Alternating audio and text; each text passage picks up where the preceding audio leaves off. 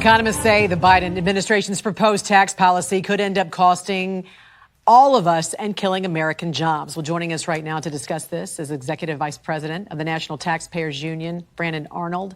Welcome to the National Desk, Brandon. Again, good to see you. I want to start with the most recent tax data from the IRS that shows more than a third of Americans paid no federal income taxes, period. How's that possible? Yeah, this is pretty remarkable data, and some of it is, of course, affected by pandemic-era information. So during the pandemic, we had these stimulus payments, we had all sorts of government programs.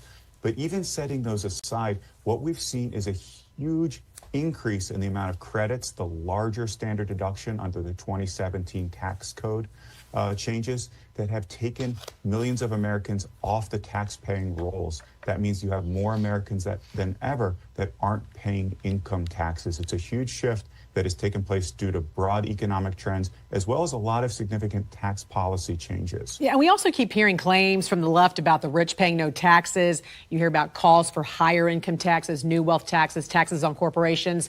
However, the top 5% of earners actually pay about 2/3 of all income taxes. The Washington Post actually did a really great job breaking down also some of Biden's claims of billionaires only paying 8% because the kind of math they're using includes unrealized capital gains. So talk about how Biden is highlighting a tax code that actually doesn't even exist.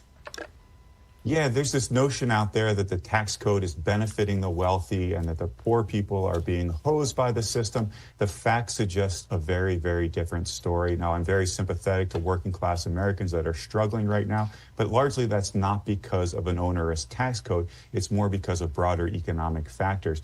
Biden is out there saying that billionaires are only paying 8% in taxes. That is complete nonsense, or malarkey, as he might say, because what he's including, as you mentioned, is unrealized capital gains. That is when your investment portfolio, your real estate, or whatever increases in value. Typically, you don't pay taxes on that. And the federal government does not tax unrealized gains, nor should it.